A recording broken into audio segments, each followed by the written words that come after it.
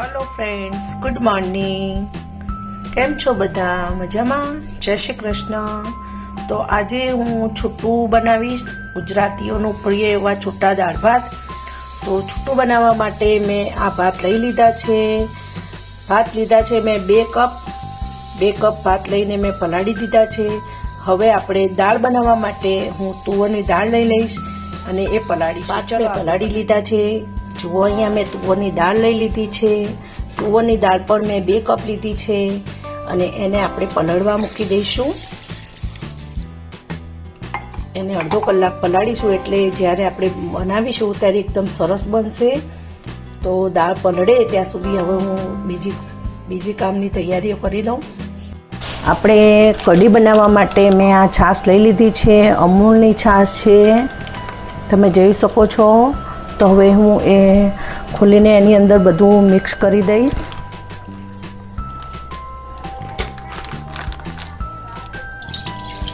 જુઓ, આ છાશ આપણે કાઢી નાખીશું આની અંદર.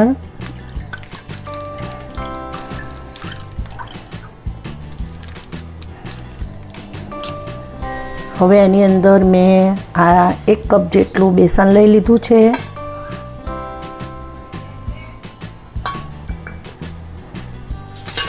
મીઠાના લીમડાના પાન છે.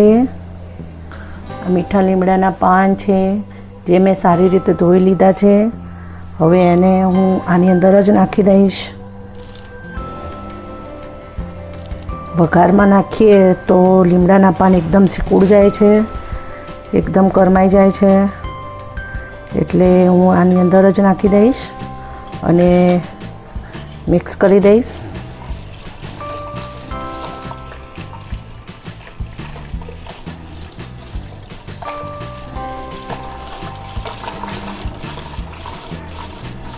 આ રીતે મિક્સ કરી દેશો એટલે આપણે જે બેસન નાખ્યું છે એના ગાંઠિયા નહીં પડે અને સરસ રીતે કઢી એકદમ મિક્સ થશે. અને ધીમા તાપે હવે આ છાશને ઉકળવા મૂકશું એટલે કઢી ફાટી પણ નથી જતી. ઘણી વખત આપણે કઢી બનાવીએ તો છાશ ફાટી જાય છે અને પછી એ કઢી સ્વાદમાં સારી બનતી નથી. એટલે આપણે પહેલાંથી જ આ રીતે બેસનને મિક્સ કરીને પછી કઢી બનવા માટે આપણે છાશને ગેસ ઉપર ધીમા તાપે ઉકળવા દઈશું. તો કઢી એકદમ સ્વાદિષ્ટ બનશે અને ફાટશે નહીં. બરાબર?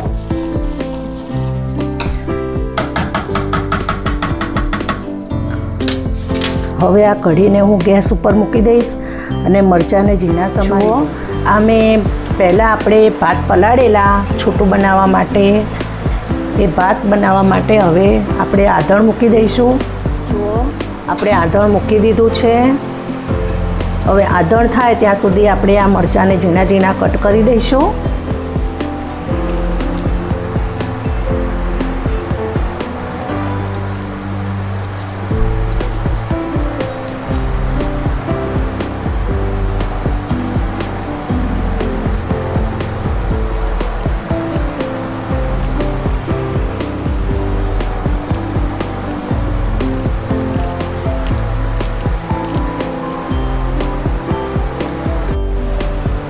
જુઓ, આ મરચાં આપણા કટ થઈ ગયા છે ઝીણા ઝીણા. એટલે હવે આપણે આમાંથી થોડા મરચાં કઢીમાં નાખીશું અને થોડા આપણે દાળ બનાવવા માટે રાખી મૂકીશું. આપણા ભાત પલળી ગયા છે સરસ રીતે. એટલે હવે આમાંથી પાણી કાઢી નાખીશ અને આપણું આધણ પણ થઈ ગયું છે. તો આપણે હવે ભાત મૂકવાના છે.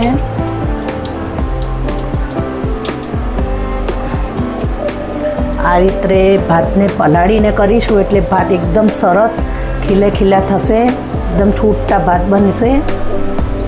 તો આધણ થઈ ગયું છે. તો હવે આપણે આધણમાં ભાત નાખી દઈશું.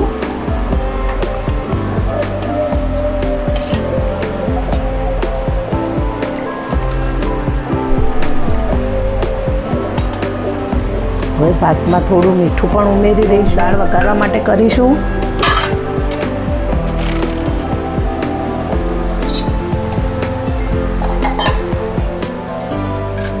મારી પાસે 3 બર્નરવાળો ગેસ છે એટલે હું હવે આ ભાતને બીજા ગેસ ઉપર ટ્રાન્સફર કરી દઈશ.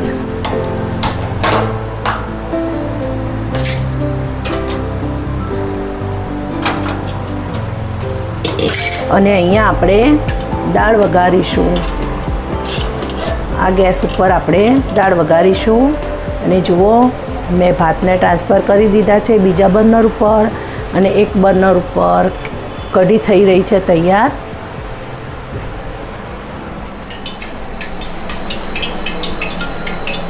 જુઓ, આપણી તપેલી ગરમ થઈ ગઈ છે અને મેં એની અંદર 2 ડોકલી જેટલું તેલ નાખી દીધું છે. તેલ ગરમ થાય એટલે આપણે એની અંદર રાઈ, જીરું, હિંગ, લીલા મરચાં નાખીને આપણે દાળને વઘારીશું. દાળ આપણી સરસ પલળીને તૈયાર છે. જુઓ, સરસ પલળી ગઈ છે. તેલ આપણું થઈ ગયું છે.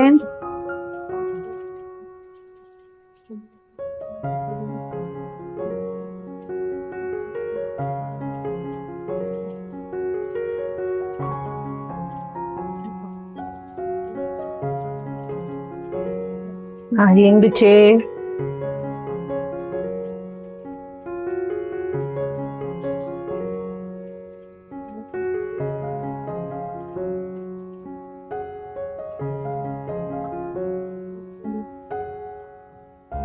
હિંગ હું હંમેશા કૃષ્ણ જ વાપરું છું. આ કૃષ્ણ હિંગ બહુ સરસ છે. કેટલા વર્ષોથી હું વાપરું છું. મને આનો સ્વાદ બહુ જ ગમે છે અને બહુ જ હેલ્ધી રહે છે. હવે આપણે એની અંદર મરચાં નાખી દઈશું. અને મેં તમને અગાઉના વિડીયોમાં પણ કહેલું છે કે તેલમાં જ હંમેશા હળદર નાખશો.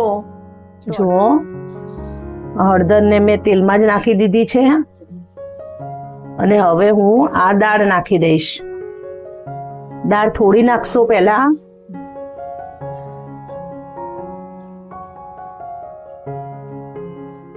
બસ, હવે આપણે પહેલા એની અંદર મરચું નાખી દઈશું.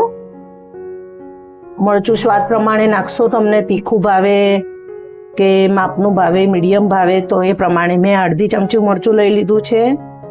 એટલે મરચું આ રીતે નાખવાથી મરચું દાજતું નથી. અને થોડી વાર આપણે દાળને ચડવીશું એટલે ચડી પણ જશે સરસ. કાચું પણ રહેતું નથી.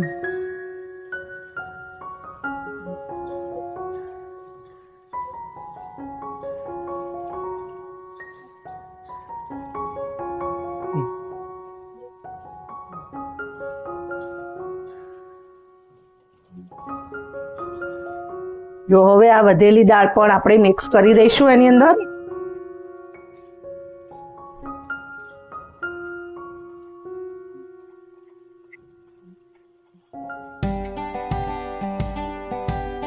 અમારા ગુજરાતીઓને છૂટું બહુ ભાવે.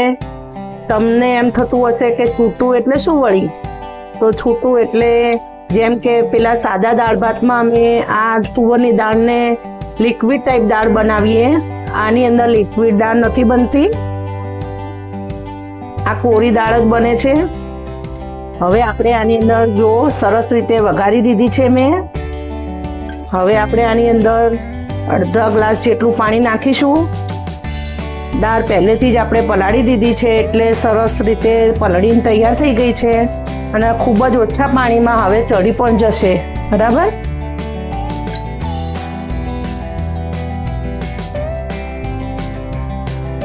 જુઓ, મેં અડધો ગ્લાસ પાણી લીધું છે. હવે આટલા પાણીમાં જ દાળ સરસ રીતે ચડી જશે.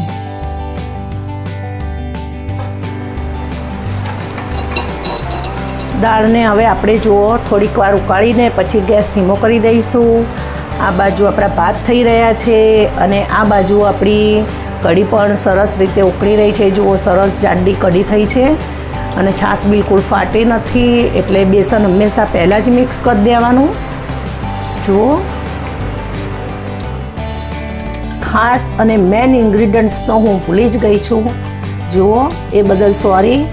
આ દાળમાં મીઠું નાખવાનું ભૂલી ગઈ છું, તો આપણે મીઠું નાખી દઈએ કારણ કે હજી દાળ ચડી નથી. મીઠું સ્વાદ પ્રમાણે નાખવાનું છે. અને કઢીમાં પણ મીઠું નથી નાખ્યું, તો કઢીમાં પણ મીઠું મેં એકદમ સ્વાદ પ્રમાણે જ લીધું છે.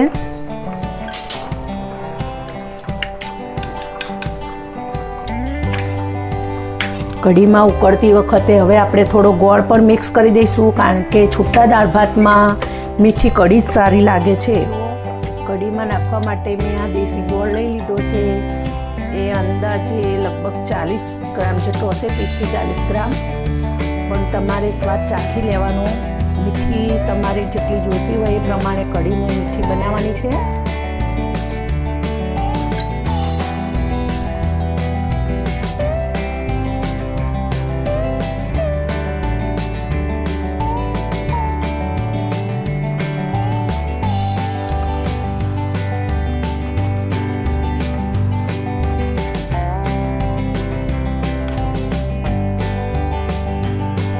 અત્યારે રસોઈ બનાવી રહી છું અને અચાનક લાઈટ પણ જતી રહી છે. જોરદાર ગરમી લાગી રહી છે. શું કરું બોલો? તો એ રસોઈ તો બનાવી જ પડે, કારણ કે જમવાવાળા આવવાના છે બધા ટાઈમસર 1 વાગે અને અત્યારે 12 વાગી ગયા છે.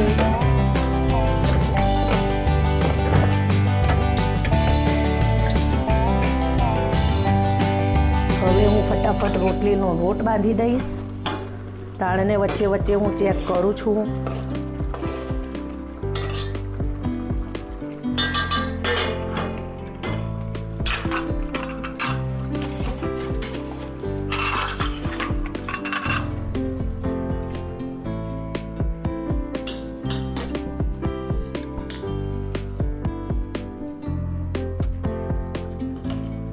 આની અંદર હું હવે રોટલીનો લોટ બાંધી દઈશ ગ્લાસની અંદર.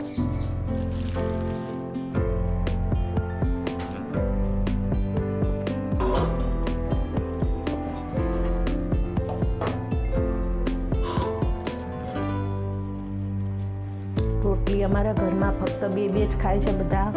2 ખાય ને કદાચ 1 જ ખાય. તો બસ 8 થી 10 રોટલીનો જ લોટ હું બાંધું છું. જુઓ, આટલો જ લોટ બાંધવાનો છે મારે.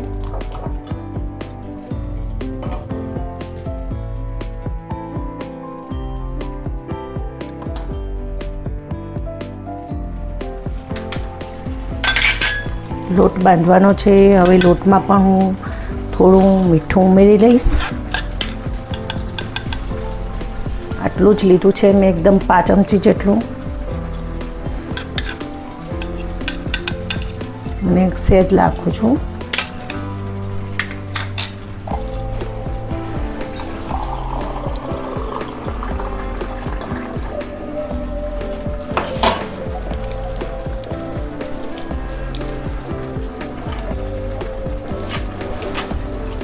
રોટલીનો લોટ બાંધતી વખતે પણ ખૂબ જ ધ્યાન રાખવું પડે છે. થોડું થોડું પાણી નાખતા જવાનું છે. બહુ ઢીલો લોટ થઈ જાય તો રોટલી પણ સારી નથી બનતી. જુઓ,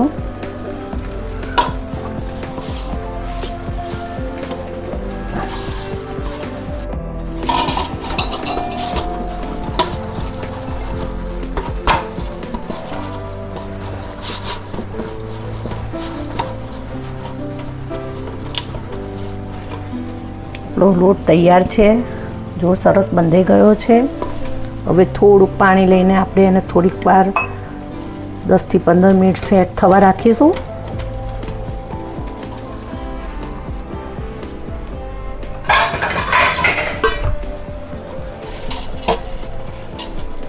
જો આપણા ભાત તૈયાર થઈ ગયા છે.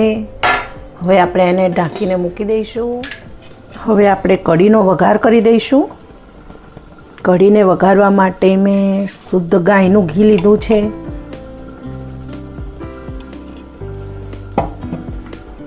ગાયનું ઘી મેં આ 3 ચમચી લીધું છે. જુઓ, ગાયના ઘીમાં વઘારેલી કઢી એકદમ સ્વાદિષ્ટ બને છે.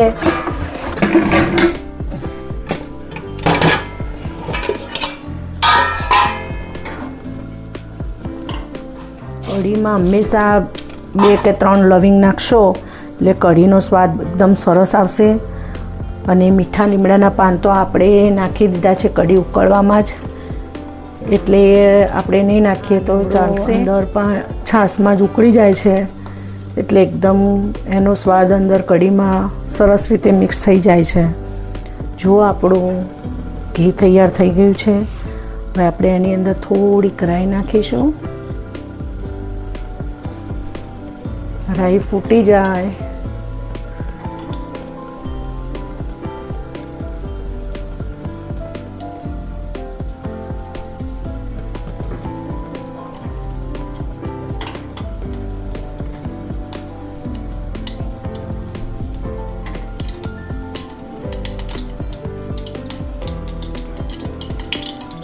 રાઈ ફૂટવાનો અવાજ આવી રહ્યો છે, તડાક તડાક.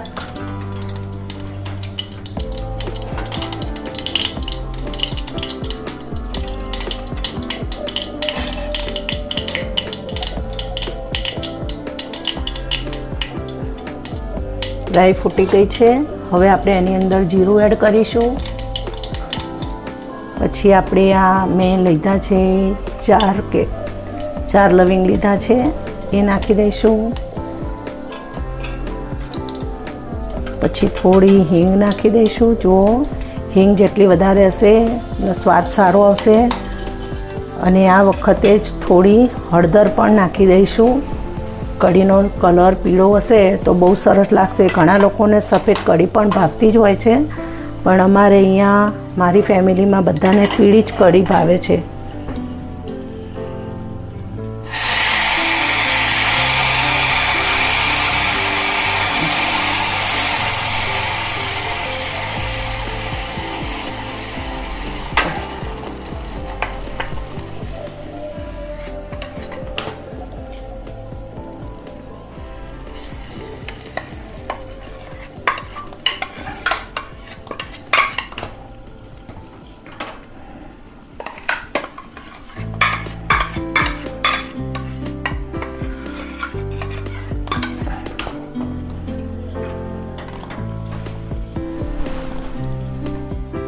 જુઓ, આ કોથમીર ધોઈને રાખેલી છે મેં. હવે આમાંથી હું કઢીમાં નાખીશ અને થોડી આપણે દાળ પર ડેકોરેશન કરીશું. ચાલો.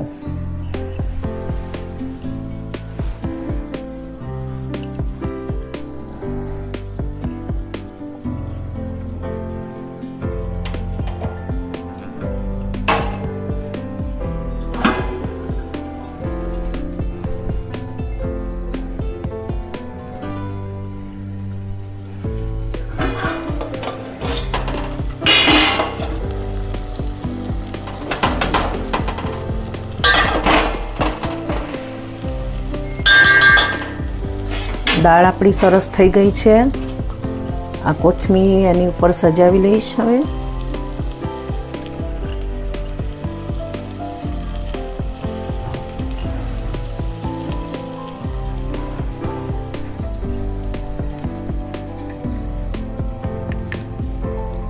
જો આપણી કઢી એકદમ મસ્ત તૈયાર થઈ ગઈ છે.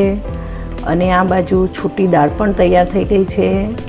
જુઓ, અને ભાત ઓલમોસ્ટ તૈયાર છે. તો આપણે આ રીતે જે રસોઈ બને, ભાત અલગ બને, દાળ અલગ બને અને કઢી અલગ બને, એને છૂટા દાળ ભાત કહેવાય છે. અમારા ગુજરાતીઓને છૂટા દાળ ભાત ખૂબ જ પ્રિય હોય છે. આપણી દાળ, ભાત અને કઢી તૈયાર થઈ ગયા છે. છૂટી દાળ ભાત કઢી. હવે આને આપણે રોટલી સાથે ખાવાની બહુ જ મજા પડી જશે. તમે પણ આવા છૂટા દાળ ભાત બનાવજો અને એન્જોય કરજો. આપણે છૂટા દાળ ભાત કઢી, અથાણું, રોટલી અને કચુંબર સાથે તૈયાર છે.